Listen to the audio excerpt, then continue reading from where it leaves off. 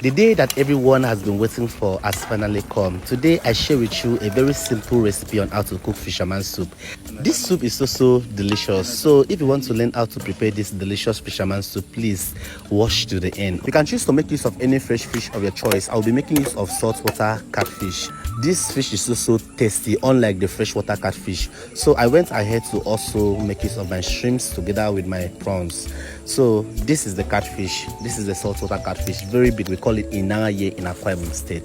All you need to do is for you to prepare all your seafood, ranging from your snail, your shrimps, your crab, or anything at all. Even if you don't have those complete seafood like the octopus and all those oyster, you can choose to cook your fisherman soup and everything will still be very delicious. Cook according to your budget, okay?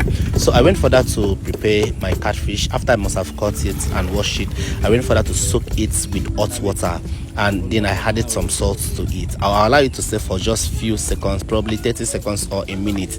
Then I'll use my toner to mix everything together. The essence for this hot water is so that it can remove those slippery substance on the body of the fishes. So you got to wash your catfish very well, so that all this slippery substance can actually come out from the body of your catfish. Okay, if you don't wash your catfish with hot water the way I do, I swear it will be a mess. All you need to do is for you to turn your catfish into your cooking pot. Then go ahead to season your fish with your salt, your pepper, and also your onion. After adding all these ingredients, combine it, then place it on fire, allow it to cook till just 80 to 90% done. You don't need to overcook your catfish so that it will not scatter. Just after your fish is done, all you need to do is for you to bring it off the heat. Then place another empty pot on fire and introduce your palm oil to it. Not too much, just a little. Stir fry your onion for just a little while. Then go in with your stock water. That is the fish water that you used earlier on. After adding your stock water, next you're going to do is for you to go in gently with your cooked catfish. You see the way I put my catfish, very careful so that it will not scatter. After you must have added your catfish, use your spoon and mix everything together. Adjust again with a bit of water, not too much water, just a little bit. This is your dry snail. Go in with your dry snail and also go in with your cooked shrimp together with your prawns. This is a very rich fisherman soup. I bet you will love this recipe, so stay tuned till I show you how to prepare this meal to the end. After you must have go in with your shrimps and your snails and your catfish, just adjust again with a bit of onion. This is optional, and again with more water depending on the quantity of food that you want to cook. Now this is one of the most important part of this recipe, the thickening process. This is ofo. I'll be showing you a whole different method on how to thicken your soup. This is ofo. Mix it together with your palm oil, just like what you see me do over here. Unlike my other recipes that I show you how to fry your ofo, this particular recipe I will not be frying my ofo. Rather, I'll just mix it together with my palm oil. Then I'll introduce it to my pot of fisherman soup on fire. You can also decide to use your fish to thicken this soup by removing 1 or 2 pieces of this fish and break it into tiny pieces. Mash it, then turn it back to the pot.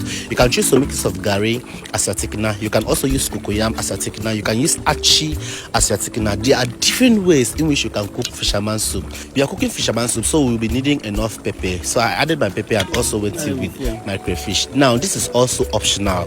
Crayfish is not really needed when you are cooking fisherman soup, because the shrimps and the snail and the catfish alone has given you all the taste that you are looking for. After adding all these ingredients, next ingredients you are going to add is going to be your unshelled periwinkle.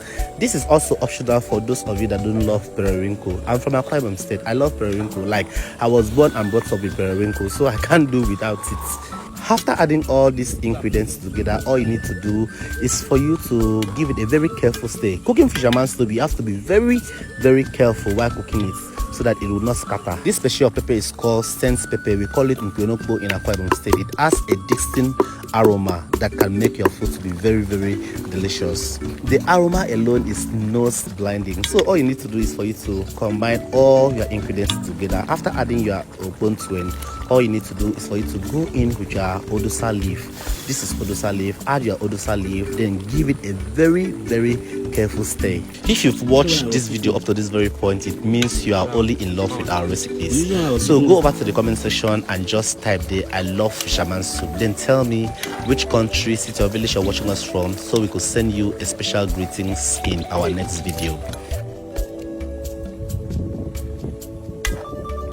So after adding your odosa leaf, don't allow it to stay long on fire. Bring it off the heat just immediately.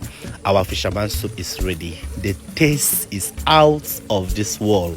Safe and enjoy. This soup will go well with fufu. It will go well with gari. I don't know of amala, but I know for sure that it will definitely go well with pounded yam.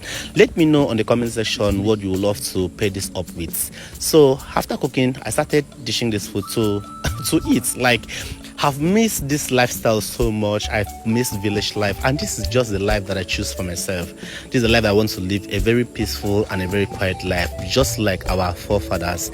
They lived in the jungle, they lived in the village, eating natural food, eating pure natural food alone, without chemical additives. Their lives were full with strength, and they were so happy. I bet you there is nothing as sweeter than living the life that you've always wished to live. That's why I've always loved to be real, because I don't have any time to pretend. I'm just a village boy that found passion in cooking. So I'll urge you all to please find time during your leisure period, come down to the village and have a taste of this natural food at Baptist Nature Kitchen, and you will not regret it. Today's hug goes to Emilia Casilios watching from Indonesia. I'm glad you love the recipes. Please let me know which country, city or village you're watching us from, so we could send you a special greetings in our next video. Thank you so much for watching. God bless you. See you in our next one. Bye bye.